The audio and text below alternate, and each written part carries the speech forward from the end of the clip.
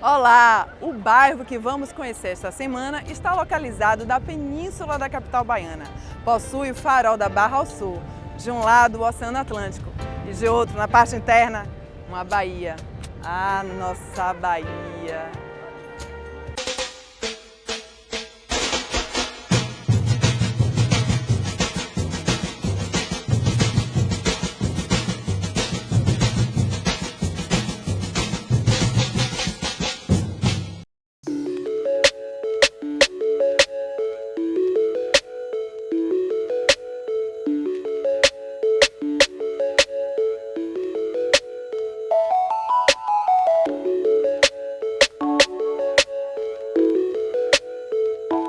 O Museu Náutico da Bahia é o único em todo o estado que reúne o valioso acervo de achados arqueológicos submarinos, uma coleção de instrumentos de navegação e sinalização náutica, maquetes, miniaturas de embarcações de várias origens e uma mostra permanente relativa à geografia, história, antropologia e cultura da Baía de Todos os Santos. Como não se interessar? Olha, conhecer partes históricas e museus ajuda a gente a compreender a nossa história, a história do Brasil. E hoje vou ter o prazer do comandante e administrador do museu, nome difícil, viu? Reuben. Reuben Costa. Reuben Costa. Muito bom. Tudo bom, Reuben? Tudo bem. Seja bem-vindo, família, aqui ao nosso museu, o Museu Náutico da Bahia, instalado aqui no Forte Santo Antônio da Barra, mais conhecido, né, popularmente como Farol da Barra. Farol da Barra. Museu Náutico. Museu Náutico da Bahia. Nós temos aqui essa tela belíssima que a cidade ganhou de presente, nós fomos agraciados em hospedá-la, né? Que mostra a viagem de Cabral na sua vinda para o descobrimento do Brasil. Né? Ela foi doada pelo Instituto Camões, foi pintada por Carlos Lança, que é um artista plástico português, lá do Porto, da cidade do Porto, que faleceu, já é falecido, mas criou essa obra e pintou essa obra aqui no museu. Você vê bem expressiva, né? Bem Você vê todo o caminho dele. Da rota toda de Cabral. Nessas duas cartas nós fazemos uma apresentação inicial da Baía de Todos os Santos, né, onde nós estamos situados, essa baía imensa e bela que nós temos aqui ao nosso lado. E nós fazemos uma comparação entre uma cartografia do século XVI, dos famosos da família Luiz Teixeira. Né, são cartas náuticas, viu? Isso, uma carta náutica. Era muito desenhada, muito artística no século XVI e uma carta náutica moderna, hoje já produzida pela nossa Marinha do Brasil. Né? Vale ressaltar que as cartas náuticas produzidas no Brasil são consideradas uma das mais seguras no mundo. É? Nossa, que bom saber disso, viu? Boa curiosidade aí. Então o primeiro forte ele vai ser construído em Pedra e Cal no final do século XVI, lá em 1583. E eram mapas que vinham prontos, na verdade, de Portugal, toda a estrutura, não é verdade? Isso, normalmente os arquitetos, né, os construtores dessas instalações, dessas fortificações, eles já tinham planos, né? Então traziam esses planos e aqui construíam as fortificações. Né? O forte atual ele é do final do século XVII. E essa galeria aqui é a Sala Baía de Todos os Santos, Samir. E aqui nós contamos a história da Baía de Todos os Santos e da interação dela com a cidade de Salvador.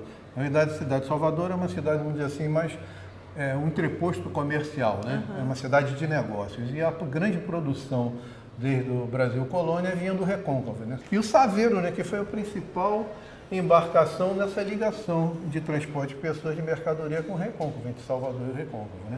Perdurou até o final, da década de 60, né? No século Já andou passado. de Saveiro? Eu não entrego idade. Gente, eu já me apaixonei, né? Quem gosta de coleção, a Sala das Garrafinhas. Linda! As maquetes, na verdade, o Reuben estava me contando que eram feitas as maquetes, como é que é? Essa é uma construção muito especial, né? Que é uma habilidade, uma paciência muito grande de quem faz, né? E essa aqui é uma coleção que nós recebemos como doação do Maneca Brandão. Ele é amigo da Marinha, né, do Brasil, e doou essa coleção aqui para o museu. Então nós temos uma representação da esquadra de Cabral até a fortificação lá na última garrafa. E tem um farol, né? Ali, né? Tem um farol. Lindo, lá, muito lindo. Apaixonei. Nós estamos entrando, Samir, na sala da arqueologia do museu. Olha, rapidinho. Eu tenho que confessar, porque antes de ser jornalista, era meu sonho era ser arqueóloga. Eu tinha que falar isso, porque quando eu vi esses achadinhos aqui, é outra sala linda, vale a pena. Mas tem uma certa afinidade, né? As profissões, a arqueologia com o jornalismo, né? Gosta de prescrutar as informações, né? E aqui foi de um naufrágio, não é verdade? Isso. Esse acervo principal nosso é o do naufrágio do Galeão Sacramento. O Galeão Sacramento era um galeão português, capitânia de uma força de 55 navios, que trazia para o Brasil o governador-geral Francisco Correia da Silva, que faleceu nesse naufrágio, né? Olha, essa sala aqui são bastante utensílios, panelas, não é verdade? Jarros, que eram utilizados no navio. Você vai encontrar ali porcelanas, muitas vezes encontradas. Essas faianças são faianças, né, que a louça europeia, em substituição à louça que vinha do Oriente, que era em porcelana, né? Então esse material ficou caro de ser obtido na Europa, né, trazido do Oriente, nas caravanas terrestres, e por isso que houve essa saída, essa busca do caminho do Oriente pelo mar, né? Então o nosso acervo ele é muito requisitado para estudos, né? Recentemente nós recebemos aqui um doutorando da USP justamente para estudar essas faianças, né? Olha a sala aqui das naus, caravelas, e tem um navio aqui importante, qual é? Temos aqui um corte de um navio negreiro, né? Olha um navio só. que foi aprisionado lá na África. Gente. Cadê? Na foia do Rio Boni, que é o chamado ali? Vigilante. Esse aqui. Ótimo. Esse é um navio por inteiro, né? Ali Sim. é um corte, mostrando como é que era essa parte interna, como é que eles transportavam as pessoas que eram capturadas, né, como escravos, né? É o corte dele mesmo, né? Isso. Do navio negreiro. Você vê aqui em detalhes como eles eram absurdo, presos, né? Isso, a gente mostra. Esse navio já é de uma fase onde os ingleses, principalmente, estavam reprimindo muito esse tráfico de escravos, né? Então, as condições de transporte das pessoas, elas ficaram mais rigorosas, mais subhumanas, né? Ainda, né? Então, as mortes, né, que ocorriam nessas viagens demoravam 40 dias a 60 dias, Isso, né? sem contar começaram a suprimentos de alimentos que não eram feitos, também, água, exatamente. tudo absurdo, Os excrementos, né? que ficavam dentro desses alojamentos, né? E claro, um fator bastante importante que é a sinalização náutica, que aqui é uma bitácora. Aqui é uma bitácora. Pronto. A bitácora é o equipamento onde é instalada a agulha magnética do navio, né? Ela tem essas esferas, tem outros ímãs que fazem a compensação, que normalmente a agulha magnética ela vai sofrer a influência do ferro do navio, né? O próximo navio, principalmente se ele for todo de aço, então ela tem que haver uma compensação. Quem gosta de mar e vir aqui apreciar vai mergulhar na história. Mergulhando na história aqui. Literalmente mergulhar, não é verdade? Esta saga, né, da navegação marítima, ela passa por esses instrumentos todos, né? Esses instrumentos é que foram sendo criados para ajudar o navegante a se posicionar no mar. E aqui elas, né? Sem ela, a gente não teria norte também. Na verdade, as lanternas. Não teríamos os faróis para orientar os nossos navegantes, né? Então, aqui nós temos vários tipos de lanternas, né, que foram utilizadas ao longo do tempo. E aqui, essa aqui, por exemplo, essa lanterna foi utilizada no farolete de Caboto, aqui no fundo da Baía de Todos os Santos. Né? Ali é uma lente de segunda ordem, não foi utilizada aqui no farol. Tá? É uma lente, está aí como demonstração. A lente do farol é maior do que essa, ela tem 3,5 metros de altura e 1,88 m de diâmetro. Né? Hoje, quando vocês vierem no pôr do sol, né, daqui a pouco a gente vai poder observar e filmar e ver como é que é essa lente, né? Ela é bem grandiosa. E ela possibilita, só com o efeito da física, né, de projetar a luz branca a 70 km de distância, que é o alcance do nosso farol aqui. E a luz encarnada a 63 quilômetros. Né? Todos estão convidados a visitar aqui o museu. Aqui nós temos não só a história do forte, a história do farol, né? Mas principalmente a história marítima nossa. Né? O Brasil é essencialmente ligado ao mar. O mar é fundamental, sempre foi e continua sendo fundamental para o nosso bem-estar socioeconômico, para o nosso desenvolvimento. E aqui nós vamos encontrar várias passagens dessa história, várias passagens dessa ligação do Brasil com o mar, da nossa sociedade com o mar. Venham que vocês vão gostar. Olha, vir conhecer o Museu Náutico é dar um mergulho no tempo e conhecer muito mais sobre a vida do mar, no marinheiro e da sociedade brasileira. Já já a gente conta mais, viu? Esses objetos, junto a outras peças do acervo do Museu Náutico, vão lhe fazer vivenciar aspectos importantes da vida cotidiana dos primeiros brasileiros e da Bahia.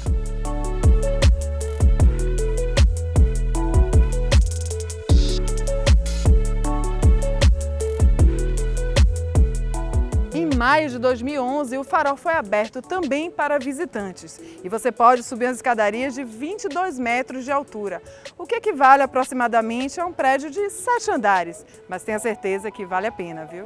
O farol, que acabou dando o nome ao lugar, só foi instalado em 1698 e era bem simples, uma lanterna de bronze alimentado por óleo de baleia. Museu Náutico da Bahia. Muito axé. E é magia, de tudo, paz, saúde, felicidade. Tudo bem, né? E axé, muito axé para você.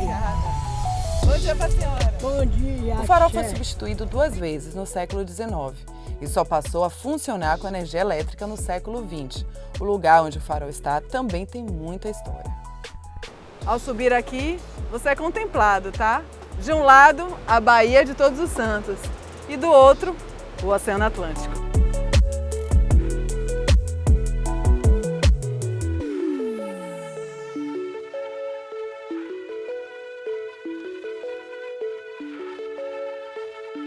Aqui está o marco de fundação, quando Tomé de Souza e seus homens desembarcaram na Baía de Todos os Santos. Era 29 de março de 1549. Me conta aí, Rafa, como é que foi essa desembarque aqui? Pois é, chegaram, né, foram recepcionados por esses habitantes que moravam nessa antiga vila do Pereira. Só que aqui tem um sério problema, Sam. É um lugar muito vulnerável. A gente falou sobre o mar, né, falou sobre a necessidade de fortificar a cidade, os próprios fortes que foram construídos depois desse período. Então isso aqui é muito aberto. Então, no sentido da época, era mais fácil escolher um lugar mais alto, mais protegido para fundar a cidade. Então, Tomé de Souza chega aqui, desembarca, vê a região da Vila do Pereira e segue em direção ao centro antigo de Salvador, onde vai fundar em 1549 a cidade.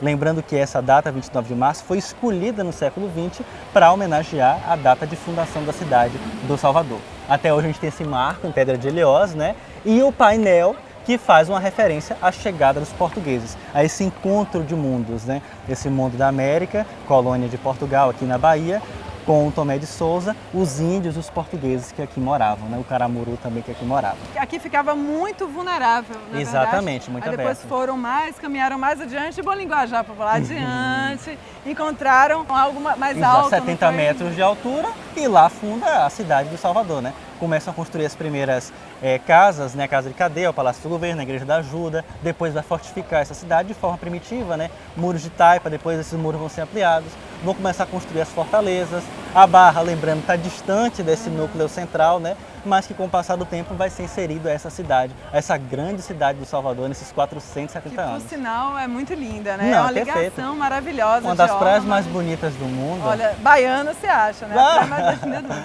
Verdade. Mas tem uma história de batismo que eu queria frisar aqui, que era do 1º de novembro. Lembrando, né, que Salvador é banhada pela Baía de Todos os Santos, né? Que faz, obviamente, uma referência a essa forte participação da cultura católica aqui em Salvador.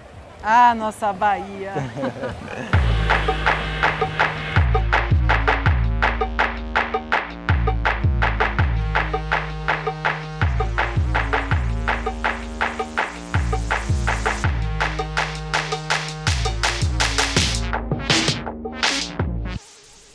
O ano era 1549. Os portugueses desembarcaram no Porto da Barra para fundar a primeira capital do Brasil, mas desistiram de construir a cidade neste local e decidiram explorar as terras.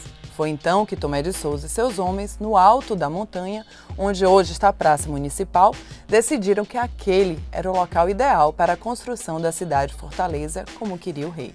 Ah, mas aí é outra história que contamos em nosso primeiro programa, lembra? Mas por que será que não quiseram construir ali naquele local? Vamos saber um pouco mais com aquele escritor apaixonado por essa cidade, Luiz Eduardo Doria. Tudo bom?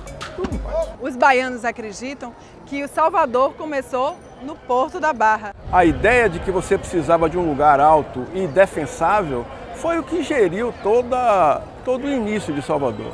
Tinha que ser uma cidade bem localizada, num ponto facilmente defensável contra o quê? Piratas que vinham pelo mar e índios que já estavam na terra, tá? A linha de defesa do outro lado era o dique do Tororó, que está reduzido talvez à sua 10ª parte. O dique cercava a cidade, o dique era a grande proteção pelo lado da terra, enquanto que aqui se fizeram fortinhos, barricadas, assentaram-se canhões, montou-se uma defesa e montou-se uma administração também. Pois é, mas mesmo tendo escolhido a região do centro para fundar Salvador, os portugueses reconheciam que a Barra, e mais especificamente o Porto da Barra, seria fundamental para a cidade como ponto estratégico na defesa das terras conquistadas pelos portugueses. E você sabia que o Forte Santo Antônio da Barra foi construído antes da cidade de Salvador? Pois é, foi em 1536, pelo donatário da Capitania dos Portos da Bahia, Francisco Pereira Coutinho. Não é isso mesmo, Rafa? A construção do Forte Santo Antônio foi antes da cidade de Salvador, né? Exato. Em 1549, quando Tomé de Souza desembarca em Salvador, já tínhamos a então Vila do Pereira, né? Essa região que já era povoada, habitada por portugueses, por índios que moravam aqui na região. E já tínhamos esses primórdios daquilo que vai se tornar o Forte Santo Antônio da Barra, né? Essa construção mais primitiva. Ainda não era o farol, mas já era o forte. Mas aí, para todo mundo entender, Rafa, eu queria que você explicasse a diferença de fundação e quando se chega na cidade, é descobrimento, não é isso? Exatamente. A cidade foi fundada em 1549. Então, mas antes da cidade fundada, antes de termos a cidade propriamente dita como Salvador, essa região já era habitada, já tinha a Vila do Pereira. E marcos foram colocados em toda essa região. Um desses marcos estava nessa região aqui da Barra, né? Mas ela só vai ser fundada mesmo com a chegada do governador Tomé de Souza. A data vai ser escolhida no século XX, que vai ser o 29 de março, que é uma data escolhida por estudiosos, historiadores, em um congresso, mas essa data faz referência à chegada de Tomé de Souza.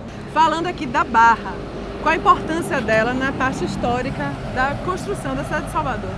Primeiro porque foi aqui, nessa região da Barra, que tivemos esse primeiro núcleo de contato entre os portugueses e os indígenas, né? Essa antiga Vila do Pereira, Catarina, Paraguaçu, Caramuru, a então capela da Igreja de Nossa Senhora da Graça, algo bem simples ainda, não era a igreja que a gente conhece hoje, né?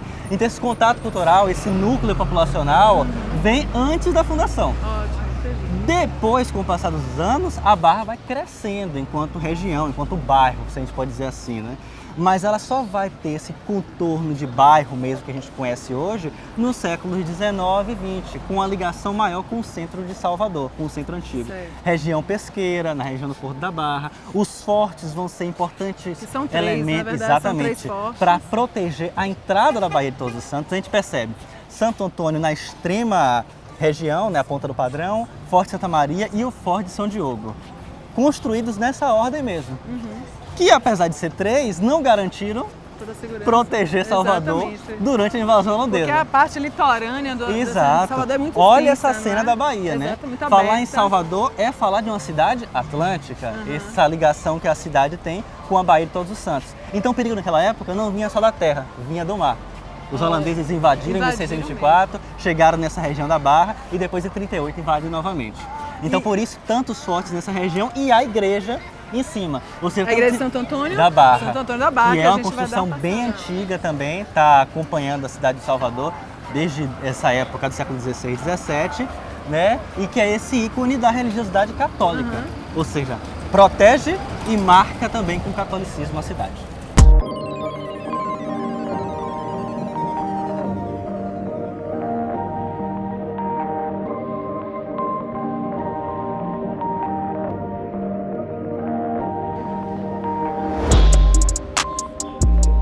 Chegamos, né, ao Forte Santa Maria. O segundo na ordem de construção. Primeiro é o Forte Santo Antônio da Barra, o segundo Santa Maria e depois o São Diogo. E o emblema ainda exibe o Império, né? Exatamente, isso é uma questão interessante. Um marco da situação política do período, né? No século XIX, com o Império do Brasil, temos esse brasão que representa a situação política da época nas fachadas dos fortes. Tanto Santa Maria como o Santo Antônio da Barra como o São Diogo. Outros fortes de Salvador também vão ostentar esse brasão, né? É uma forma de marcar o território, de falar que aqui está o Império do Brasil. Olha só. E já é tombado, não é isso? Exatamente, tombado na década de 30 pelo IFAM, assim como outros fortes de Salvador. E nesse caso a gente pode destacar uma das principais características do forte, que é essa parte elevada que leva ao forte um passadiço, né? Lembra até uma construção medieval, coisa do tipo, né? E aqui, outro ponto interessante, os holandeses desembarcaram aqui no Porto da Barra e subiram para invadir a então cidade fortificada Salvador, na região central. E com um forte aqui. Com um forte aqui, mas não foi suficiente para proteger Salvador. Inclusive aquela placazinha ali registra esse... Na placa de entrada. Exatamente. Ali, esse acontecimento, esse marco importante, né? E os holandeses invadiram a cidade, profanaram igrejas, saquearam templos religiosos, né? Causaram um grande tumulto na época. Ou seja, a defesa não foi o suficiente para segurar toda a tropa, né? Verdade. E eram grandes naus, cara. Sim, sim, foi uma invasão bem orquestrada mesmo. Gente, é lindo, né? Entrar no Forte Santa Maria, você se sente até seguro aqui. Exatamente, mas a ideia é justamente essa, Sami. A segurança. Se sentir seguro. E olha que maravilha que é a vista para a Baía de Todos os Santos. É ladeado né? pelos dois fortes, São Diogo e Santo Antônio da Barra. Estamos mais do que seguros agora. Então aqui, Santo Antônio da Barra à esquerda. Isso. E o Forte São Diogo à direita. E o Santa Maria no meio, né? E o entorno também diz muito com a história. Porque temos construções do século XVI, XVII e XVIII, ou seja, que foram aperfeiçoadas ao longo desses séculos, com o entorno residencial, que começa a ser ampliado no século XVIII e XIX e, em especial, século XX. A construção da Avenida 7 de Setembro, nas primeiras décadas do século XX, vai mudar essa dinâmica, porque a Avenida 7 de Setembro vai passar aqui na frente, bem na frente dos fortes, né? Interligando essa região com o centro antigo de Salvador. Então, a Barra ajuda na compreensão da cidade desde a época da fundação e anterior à chegada de Tomé de Souza aqui no Porto da Barra. E tinha uma grande comercialização aqui de óleos de baleias. Sim, né? sim. Toda essa região da costa, né, de Salvador, lembrando, Salvador possui um dos principais portos das Américas, é riquíssima nesse contato com o mar. Então esse contato com o Atlântico, com os outros países que aqui realizaram suas transações comerciais é fundamental. Falando em mar, a gente vai dar uma vista, uma olhada. Ali, que é maravilhoso, né?